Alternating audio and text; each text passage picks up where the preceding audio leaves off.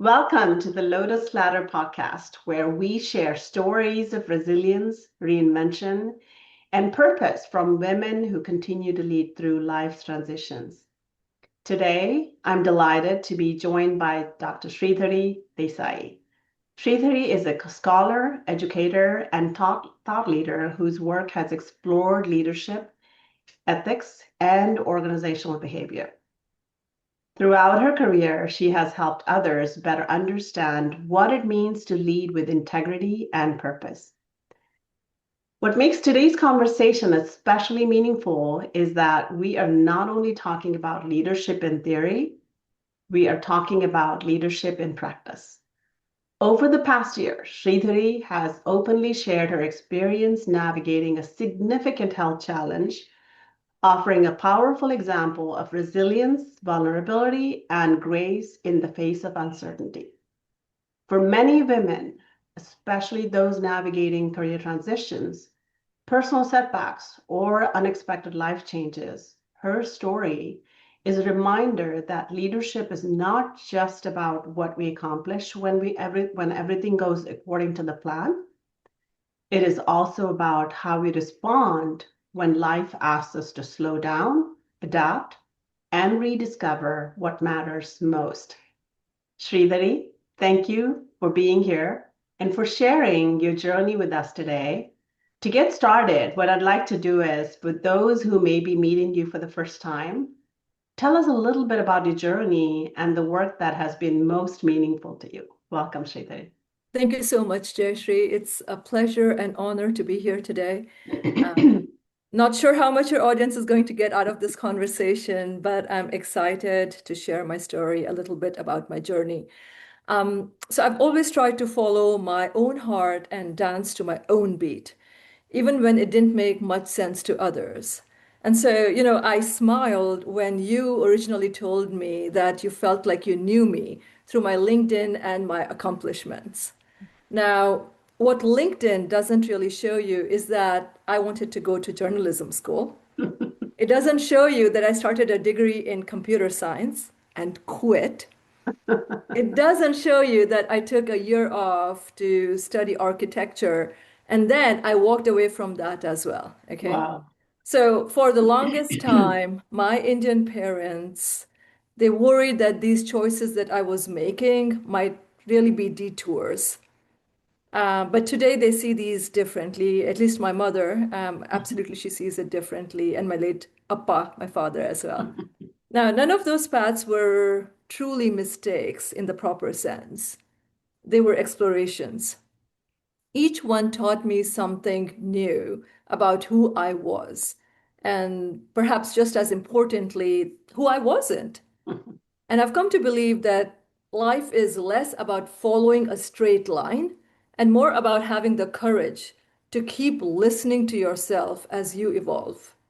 Yep. And as far as the work that has been most meaningful to me, even though there are several research projects that I'm excited about, some that made it to the White House briefings and reports, but really, the work that has been the most meaningful to me has never come from chasing a title or trying to fit into someone else's definition of what success is. It's come from staying curious, from embracing myself, reinventing myself, and encouraging others to trust themselves enough to create a life that feels truly authentic to them. So that's the work that I think is the most meaningful to me, that the connection, the able to have a little bit of teeny tiny bit of impact. Absolutely, absolutely. You've spoken openly about a recent health setback. Was there a particular moment during that experience that changed how you viewed yourself, your work, or what matters most? Hmm. So I think there was a moment when I realized that no amount of planning, achievement, no amount of determination even would guarantee that life would unfold exactly as we expect. So my training is as an engineer, and I'm in the B school, so planning is what we do a lot of the times. Yeah. But facing brain surgery forced me to confront vulnerability in a way that I had never encountered or confronted it before. Um, Jayashree, I've always been fiercely self-reliant, right? So in many ways, I took pride in being the kind of person who would figure things out on her own, in her own time, and asking for help. I'm embarrassed to admit this publicly, but asking for help felt somewhat uncomfortable, and accepting help felt even harder, right? So after my surgery, I learned that the double vision that I had been experiencing in the past, post-surgery, I realized that, okay, this is going to be a permanent aspect of my life. And reading, which had always been hands down one of my greatest pleasures, suddenly became a bit challenging, a bit difficult. And I absolutely remember feeling the weight of that particular loss.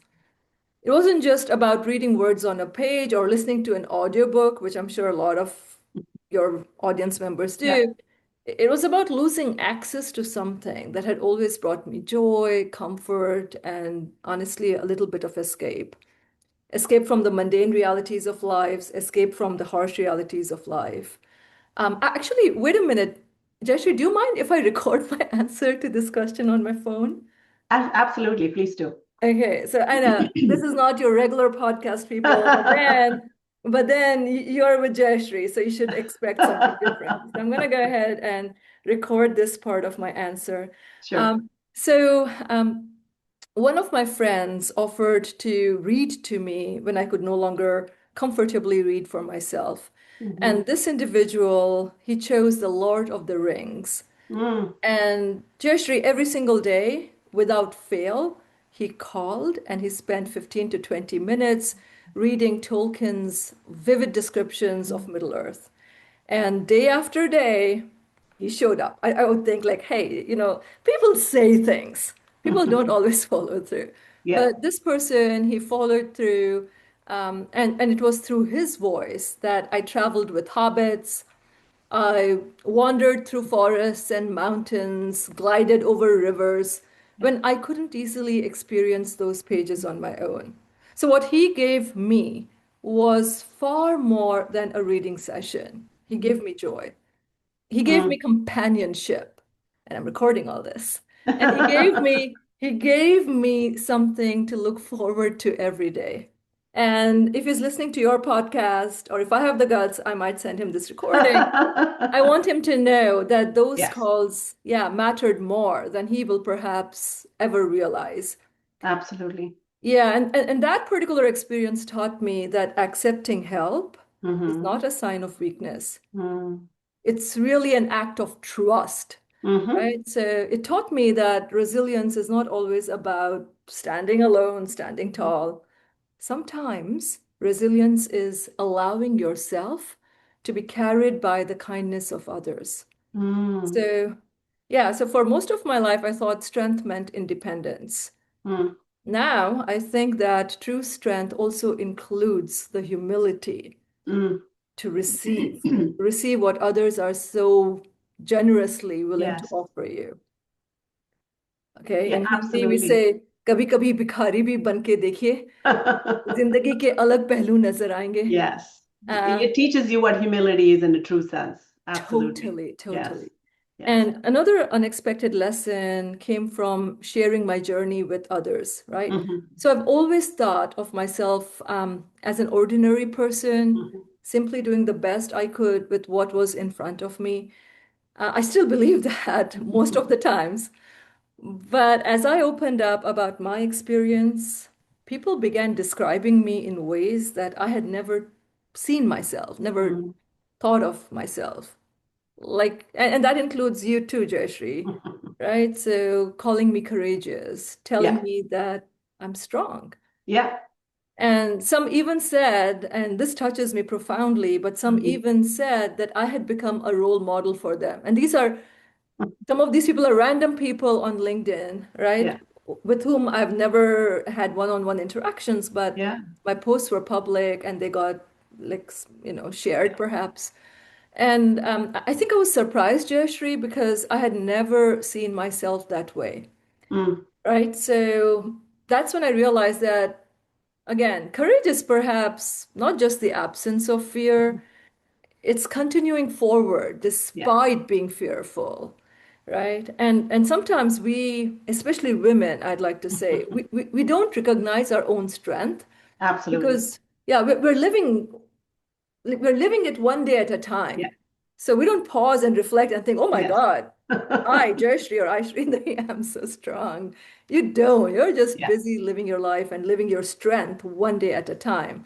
And it often takes other individuals to hold a mirror to yeah, us. And that is when we see qualities yeah, that we may have overlooked in ourselves, right? And absolutely. basically, yeah, this experience, I think, and the sharing of this experience, Jayashree, totally changed my perspective. Yeah, And I stopped measuring myself by productivity and I started to appreciate the simple fact of being present. Like just be in the yeah, moment, be present, right? And it reminded me that mhm, success matters for sure, yeah, but relationships, purpose, yeah, gratitude, these are the things that sustain us when life becomes uncertain. yeah. And I don't mean like brain surgery type of uncertainty. I mean any It could uncertainty, be any type of challenge, any. absolutely. Any type of challenge that really forces you to look at things, start looking at things differently, you know? Yeah, yeah, Yeah. and AI-based uncertainty, any, global wars and Anything yeah, that you put yourself through that changes the way you look at things, that changes your perspective, point of view, and all of that. Yeah. yes, Yeah. 100%. And really the experience I Yeah. think overall taught me that we are far more resilient Yeah. and also far more loved than we realize. That's when you begin to realize as well, you know what they say about it takes a village to make things happen? Yeah.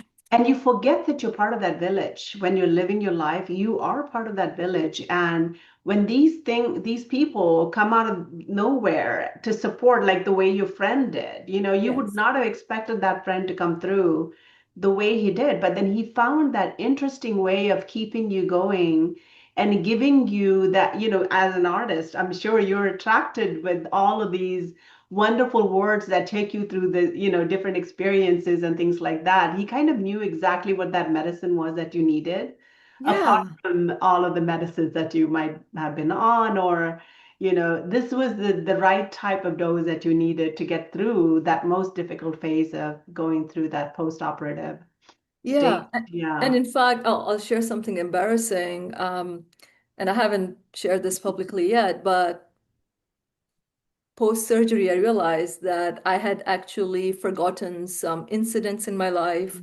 Mhm. like giving a very interesting and creative punishment to my son. I had forgotten all about it, some conversation with my spouse when we were dating early on. I had this individual that reached out, like with the offer of helping.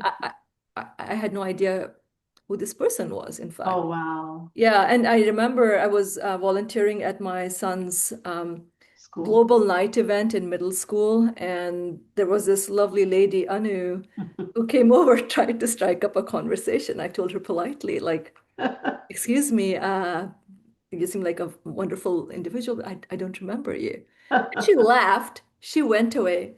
Then, I'm volunteering. She comes Yeah. back again because she's also volunteering at some table nearby. And then she goes, Sreedhari, okay. And, she seems to know me. And Yeah. she strikes up the conversation. And once again, I tell her, and this time I tell her, listen, I've had brain surgery. And so I don't remember who you are. Yeah. And she laughs again. She leaves. And then 20 minutes later, she's back with her husband. And this time she says, okay, you know what? Now Sridhar is going to make another lame ass joke about having had brain surgery and Oh, forgotten us. wow. Yeah. And so then I had to say, listen, I had a craniotomy. And I Oh went my into some gosh. details. The poor woman. Anu, sorry about that. I'm sorry about forgetting you. But yeah, so anyway, I don't want to detract from the lovely podcast. So And th this yeah. was probably after you recovered and your hair grew back and it was probably not even visible, right? That is right. Like you Yeah, guys can't see, I've got a yeah, nice big fat scar. yeah, Yeah. yeah. What an experience, really. So, Sridhari, many women in our community are navigating transitions of their own. What did you experience? What did your experience teach you? about resilience that you could not have learned any other way?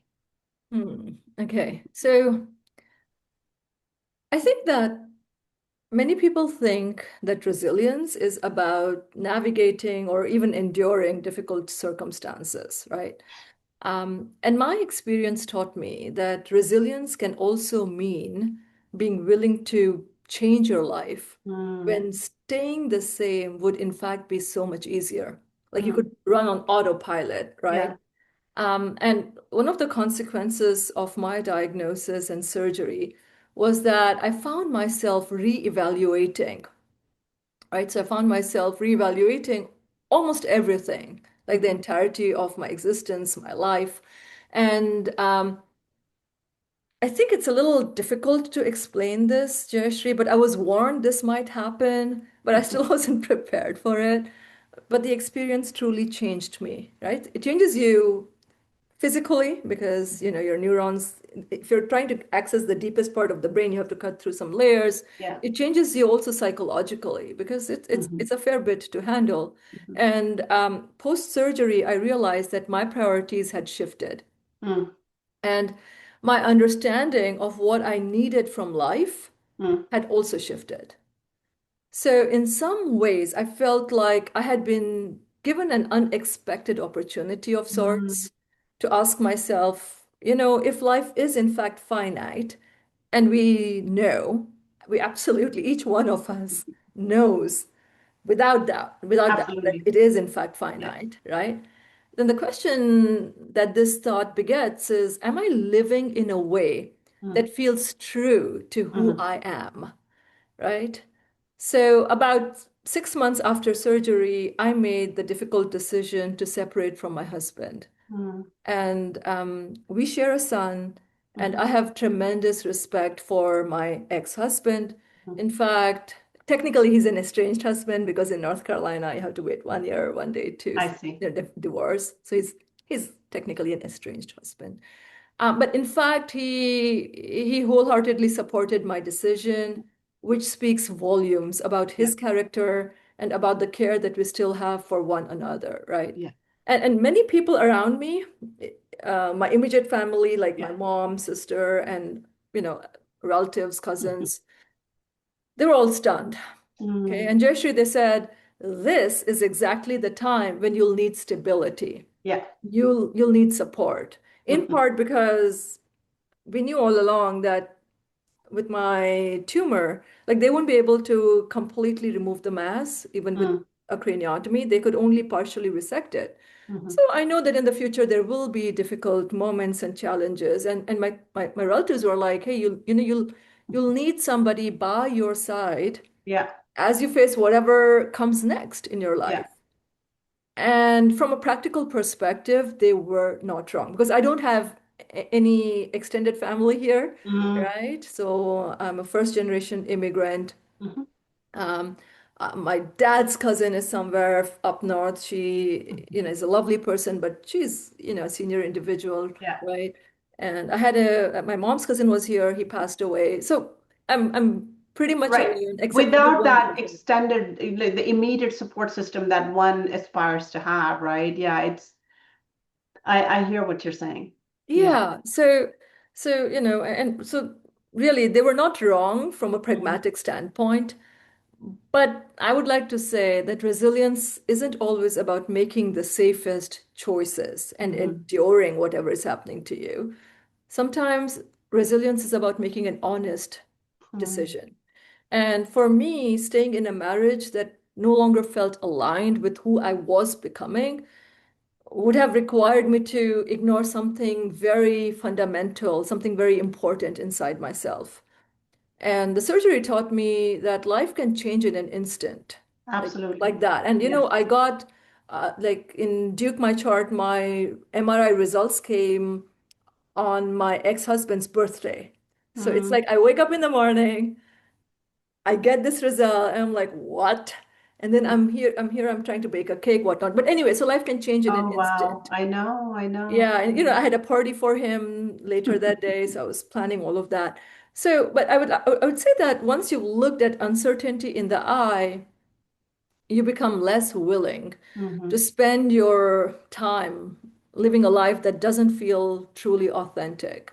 Yeah. Okay. And people often assume that if a marriage ends, and this is a South Asian perspective, perhaps. Hmm. So the fact that we celebrate anniversaries like, oh, this is my 50th anniversary, 30th, 15th, also makes me feel like that in the Western world, Yeah.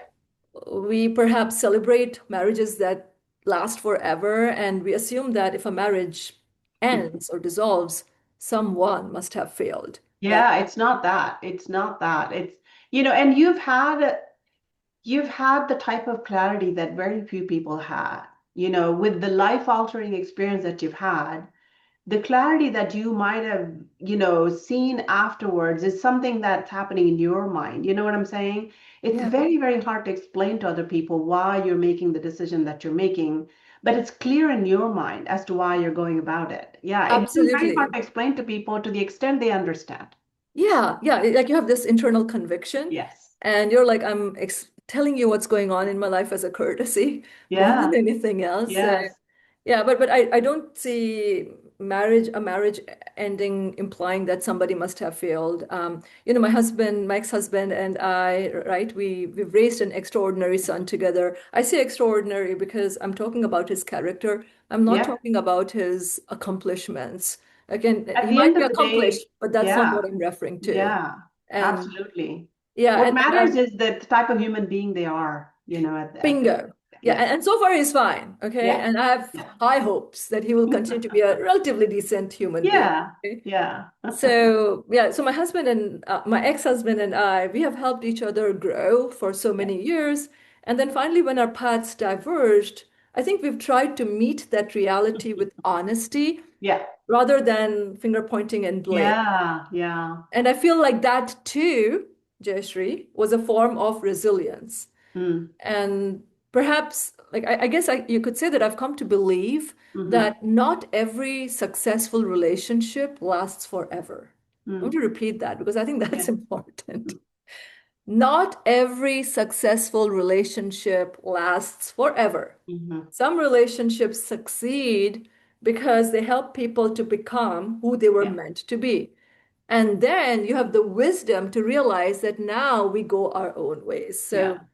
so really what I learned is that resilience is not simply surviving change, Yeah. it's trusting yourself enough to move Yeah. forward.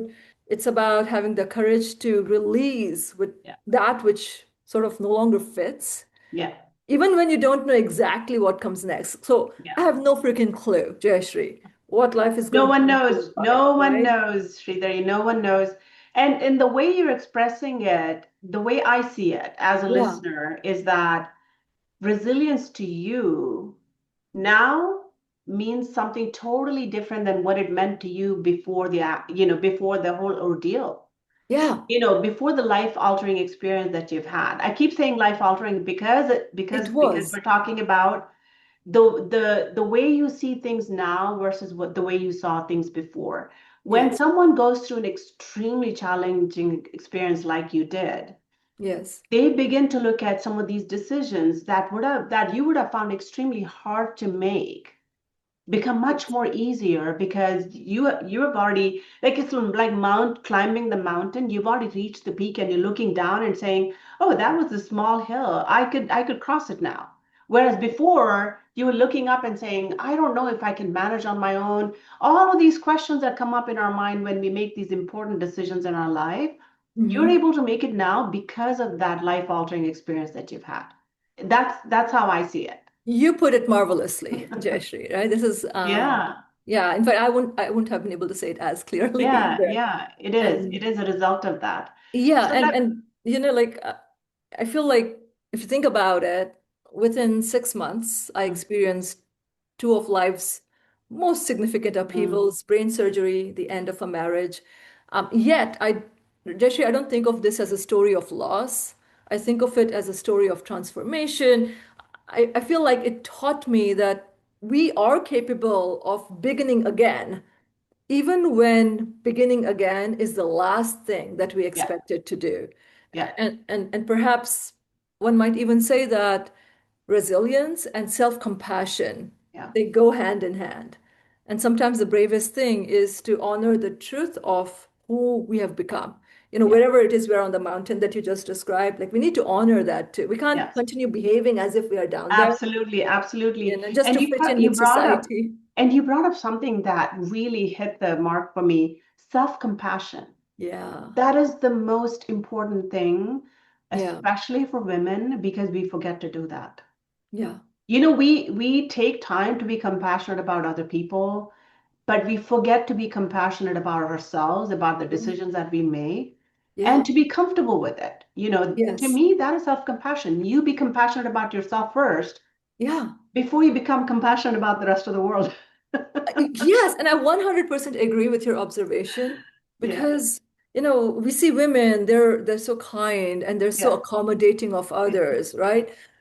But when it comes to themselves, they are so judgmental. They're not very forgiving Right? of Like, themselves. oh, Yeah. I shouldn't have eaten so much over Diwali or, Christmas or whatever, right? I've put on some weight, or Yeah, that, oh, why I knew about these serums all yes, along. Why didn't I apply some more? Or that, oh, you know what? I'm being selfish. I shouldn't be painting or singing yeah, or yeah, writing, yeah. whatever it is that you like to do. Constantly Constantly. judging themselves, being critical of themselves. Yeah. I really wish women do that a lot less than they do generally, because Yeah. we tend to be self-critical of Yeah. ourselves. And then sometimes we blame the rest of the world for criticizing us, but we ourselves are not very forgiving of ourselves, Very much. And we're right? constantly apologizing to Yeah. others. There's abundant research that shows that workplace emails, it's Yeah. female employees that are I'm sending. sorry, I'm sorry, I'm sorry. Stop doing that, lady. See my big face. Stop doing that. Okay, My sorry. apologies, my apologies. In my email, you might have noticed that I've done that twice already. So, Yes, I know. And I was hoping you'd get the hint, Jayashree. So thank you. so let me ask you this. When life forces us to slow down, it really goes along what we just discussed. It Yeah. often reveals things we have been too busy to notice. Hmm. Case in point, right? Yeah. What did this period teach you about purpose, and how has it influenced the way you move through life today? I think you partially answered that already, but I'd like to see if there's anything more you want to add to that. Sure. Yeah. So, by the way, I'm having so much fun doing this podcast. I'm Me glad too. we made the time for it. So yeah, so you know, as I look back, as I was being wheeled into surgery about 7 months ago, I found myself thinking about purpose Mm, in a way that I had never thought about before, right? mm, And my mind immediately went to my biggest responsibility, my then 13-year-old boy, yes. my son. And Jeshri, I had spent years trying to raise him to be a capable individual, a resilient individual. For what it is worth, for his future partner, right? He could cook rice, right? He knew how Yeah. to cook dal, bhindi ki sabzi, Yeah. You've okra, raised him to be independent. roti. Yeah, yeah. Oh, and chole too. Chole and rajma he can manage, right? And he could also bake Yeah. cakes, Yeah. right? Yeah. And Yeah. more importantly than all this cooking business, he knew how to clean his own bathroom. That's Okay, my important. big success. And he'd learned how to manage his disappointment as well, I would say. So with academics, my son Yeah. has seen a range of outcomes, competitions of different types, math, Yeah. chess, science. And also he'd figured out that if like how to be resilient. Yeah. I mean, I didn't no, I'm exaggerating. He didn't really figure out, but he'd had some It takes experiences. time, at his age, the coping skills are not there. Yeah. But he'd had a little bit of flavor of how to Mm, manage himself, his yeah. emotions when life didn't go his way. Yeah. And in fact, when he was younger, Jayashree, I would give him broken toys, used toys instead of shiny new ones Yeah. because I wanted him to grow up a little less Yeah. privileged, have sort of the typical 1980s, 1990s quintessential Yeah. lower middle class experience that forces you to be more imaginative, learn the principles of Jugaad. But Yeah. you know what? All of that went out of my Be mind. resourceful. Yeah. Yeah, Yeah. yeah, being Yeah. resourceful. Yeah. Yeah. But all of that, went out of my mind as I was laying there waiting to be taken to the operation room. I realized that even though I'd done a reasonably good job teaching Hmm. him responsibility, Yeah. independence, and maybe perseverance to a smaller degree, there was one thing. one thing that I had absolutely failed to teach him. I hadn't taught him how to be silly. Okay. Mm. Yeah, and over the previous few years, I had watched him become more and more serious. Maybe some function of having Russian father too, sorry. Okay, not throwing him under the bus, but a Soviet Yeah. And a mother who was intent on and a teaching him crazy everything. ass mother. But you know what? I was crazy ass about cooking and cleaning and those kinds of things The on life some skills, the life life skills. skills. Yeah, yeah.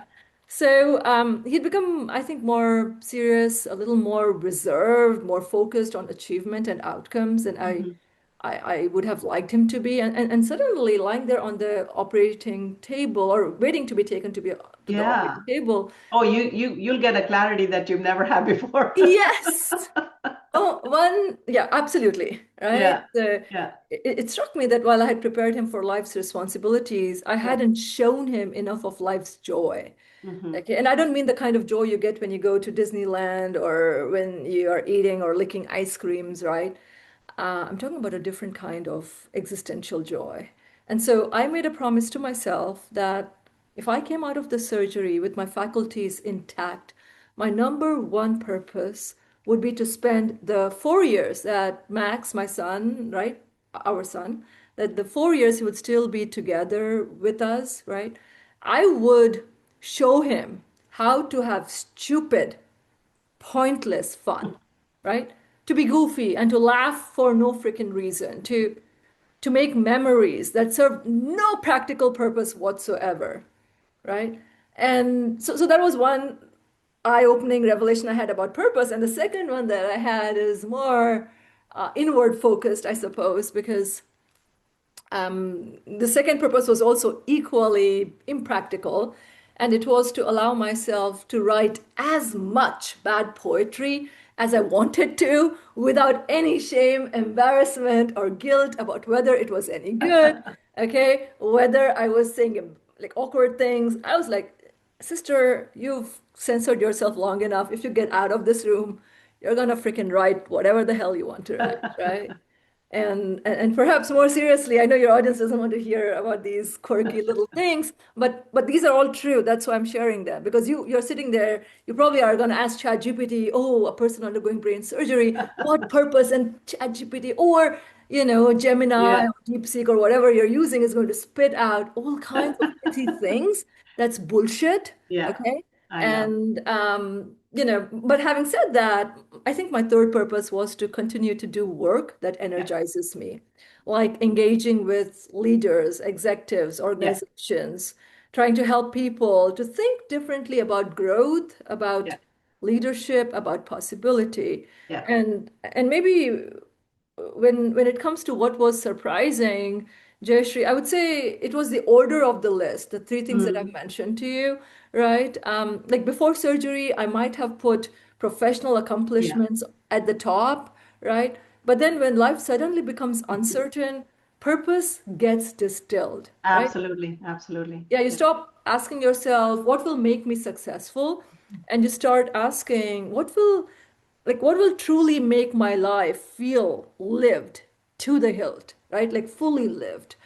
And clearly for me, the answer wasn't more achievement, it was more joy, creativity, Yeah. more meaningful connection, like, I'm having right now with you, with your audience. And the experience really was that purpose isn't always life-changing Yeah. or grand or world-changing. Maybe it is life-changing, but not world-changing, not grandiose. Yeah. And sometimes purpose is teaching a teenager to laugh more. Yeah. Yeah. Sometimes it's writing terrible poetry because it makes your soul happy. And it has given you the courage to experience things that you had, you were fearful about before. Writing Yeah, the poetry, for example. You would yeah, have self-judged yourself and you would have compared yourself to other poets and say, oh, I would never reach that level. Why would I want it? But now you have much more clarity about enjoying that experience yeah, rather than the outcome of it. How good it come out, would it come out is not that important for you as yeah. it is to go through that experience, right? Yes, Yeah. yes, and I'll tell you, Jayashree, one of my poems has in fact been, two of my poems technically have in fact been published in shitty outlets. Okay, but one is shitty, Yeah. but the other one, thank you to my lovely Bitsom students. They were like, "Prof, we'll publish." I wish I'd done a better job, folks, but it's a little late.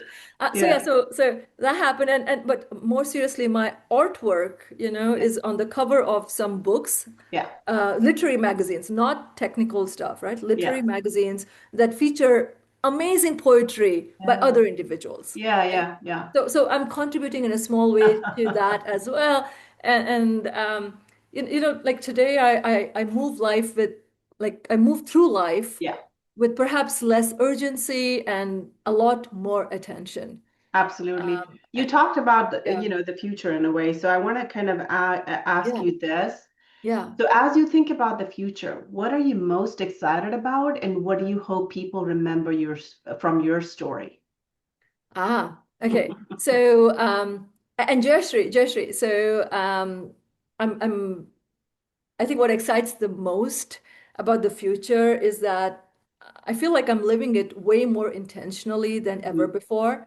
And once again, like I told you 7 months ago when I was being wheeled Yeah. into brain surgery, I found myself thinking about what truly matters. And like I said, the answer did in fact surprise me, right? So I think I want to continue doing some of those things. And I'm also excited about continuing to discover what else or who else I might become, Yeah.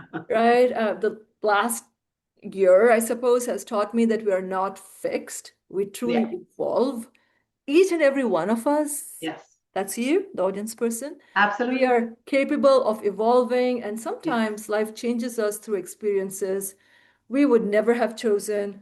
And our job is not to cling to who we used to be, but to Good meet the point. person that's emerging on the other side, and Excellent, hopefully excellent point. meet that person with curiosity and compassion. So I do want to say this, Jayashree, that if people remember anything from my story, I Hmm. hope it's not the surgery itself. That's the least interesting thing about me, in my opinion. I hope they remember that setbacks don't have to be endings. And sometimes these setbacks become invitations.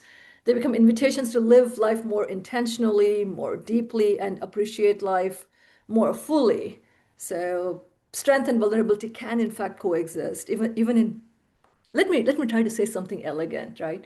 So yeah, let us say that strength and vulnerability can coexist even in difficult seasons. There's always room for hope, for growth, for renewal. So yeah, Absolutely. And I think another point to take away would be, don't continue to be what you used to be. yeah, Evolve as a human being. Give yeah, yourself enough space to grow and evolve, yeah, and not be too hard on yourself when you're making those attempts. absolutely. And in fact, like a Be meaningful kind life. to yourself. Yes, be kind to yourself, and realize that a meaningful life isn't necessarily a perfectly planned life. I mean, planning is indispensable, but Yeah. plans are useless. Think about the future, but don't get wedded to Yes. your version of what you're seeing. There might be things that you'll see around the bend when you are in a difficult situation. So, yeah. Nothing in life is linear. We forget that sometimes, right? We plan everything in a linear fashion, thinking from point A to point B, this is Yeah. how we're going to get there, and we have it all worked out, and life throws all these, unexpected experiences at us. I call it experiences, but you could call it challenges. Yeah. Yeah. But we forget that all of that plan was very linear in nature, and life never works that way. Yeah. Yeah, yeah, and you know what? Like if you are a woman or a man or a person, right, who's feeling stuck, if you're feeling discouraged because you are at an uncertain time in your life, I would say I would like to offer some practical advice, Jayashree, right? And the advice would be number one, find a private place. And you may want to take notes, audience, okay? Find a private place, okay? And I'm a professor, so I lecture, The right? professor in you is coming out, so Oh, I'm it's giving you totally. full. So find a private place. This part is really important. Put on some loud music and then scream your lungs out. Okay? Like seriously, scream, swear, complain, have a full-blown tantrum if necessary, because I feel that society spends a lot of time teaching women to be composed, to be gracious, to be poised, to be accommodating, and to be endlessly resilient. And sometimes what we actually need in the moment is permission to be gloriously, unapologetically human. Okay, so if you've never learned any swear words, now is as good a time as any to Google them. Their entire language is waiting to serve you. Pick a few favorites, yell them out with conviction, like beep that out, get it all out. And then when you're done, have a glass of water and remember that feeling discouraged does not mean that you are failing. It just means you're alive. It means you're facing something difficult. And, grab life by the horns. Wonderful parting ways coming from someone who has been through an extremely challenging experience in the last year, 7 months ago, like you said, and having lived through it, having experienced everything that comes through such difficult recovery, you are actually the best version of yourself now. I'm pretty sure, Sreedhari, and it was such a pleasure to talk to you today. I'm hoping the audience will find this conversation extremely meaningful and find it at the right time in their life as well. And for those of you who like the content, please follow Lotus Ladder Collective on YouTube and subscribe. And we'll be putting out content like this maybe once a month or so, just so that it'll benefit people, especially South Asian women. Our purpose is to uplift them. So thank you so much, Sreedhari. It was such a pleasure today. Likewise, thank you so much. Namaste.